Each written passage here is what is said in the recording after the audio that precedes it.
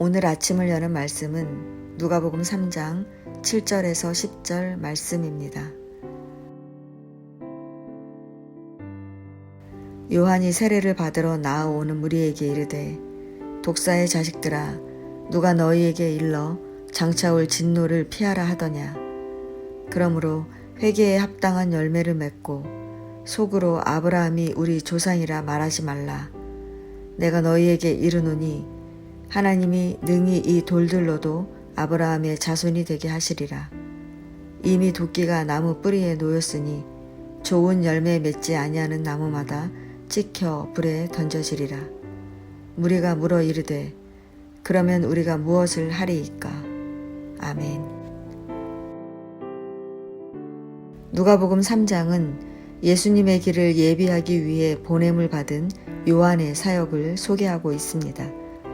본문을 통해 회개가 무엇인지, 어떻게 회개해야 하는지 살펴보도록 하겠습니다.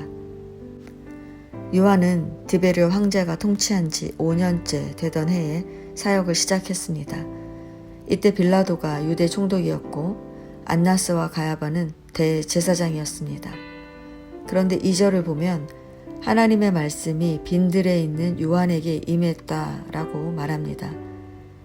하나님의 말씀이 안나스와 가야바가 아니라 빈들에 있는 요한에게 임했다는 것은 유대 종교 지도자들이 부패했다는 것입니다.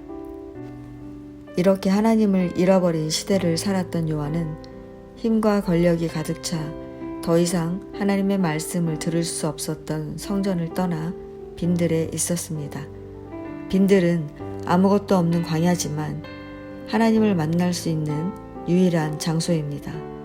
이 광야에서 스스로를 겸비하여 하나님의 말씀을 받은 요한은 죄사함을 받게 하는 회개의 세례를 전파합니다. 그는 죄 많은 우리가 구원받기 위해 선행돼야 할 것이 회개라고 외칩니다. 회개한 자들은 이사야의 예언처럼 그리스도의 오심을 통해 하나님의 구원을 보게 될 것입니다. 요한의 외침을 들은 사람들은 교만한 마음을 회개했고 하나님의 은혜를 구했습니다.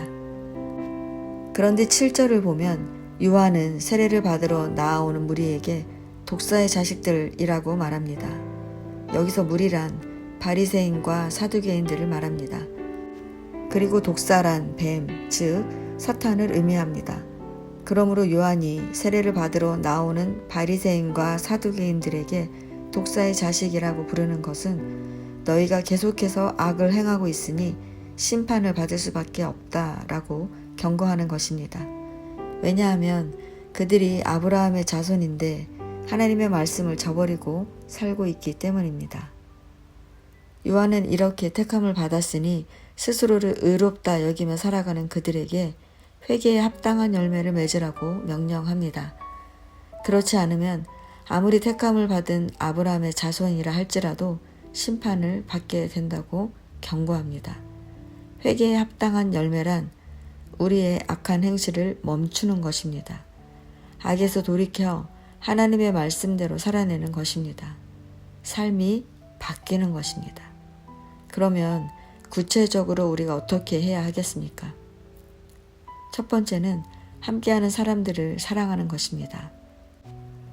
우리가 회개했다는 것은 11절 말씀처럼 내가 옷 2벌이 있다면 하나는 옷 없는 자에게 나눠주는 것입니다. 이것은 많이 있어서 나눠주라는 것이 아니라 내가 써야 할 것을 함께 나누는 사랑의 실천을 의미합니다. 두 번째는 정직하고 공정하게 사는 것입니다. 당시 세리들은 세금을 징수할 때 백성들을 착취하며 부당한 이익을 챙겼습니다. 그러나 우리는 뇌물과 부패로 얼룩진 사회에 산다고 할지라도 당당하게 바른 길을 선택하는 것이 회개에 합당한 열매를 맺는 것이라는 것을 기억해야 합니다. 세 번째는 자신이 가진 힘을 자기 마음대로 사용하지 말라는 것입니다. 성도 여러분, 요한의 메시지는 한마디로 회개하라는 것입니다. 회개는 단순히 입술의 고백이 아니라 가던 길에서 돌이키는 것입니다. 우리가 돌이켰는지 아닌지는 열매, 즉 우리의 삶을 통해 알 수 있습니다. 이 말은 우리가 아무리 교회를 다닌다고 해도 그리스도인에 합당한 삶을 살아내지 못한다면 소용이 없다는 것입니다. 이 시간 내 삶은 어떤지 돌아보시기를 바랍니다. 나는 어떤 사람이라도 두 팔 벌려 안아줄 수 있을 만큼 사랑하며 살고 있습니까? 남을 속이지 않고 정직하게 살아가고 있습니까? 내가 가진 힘으로 누군가를 세우고 살리고 있습니까? 그렇다면 우리는 진짜 그리스도인입니다. 그리스도인은 삶을 빼놓고 이야기할 수 없습니다. 진짜 그리스도인은 죄인이지만 하나님의 말씀대로 살아내려고 매일매일 애쓰는 사람입니다.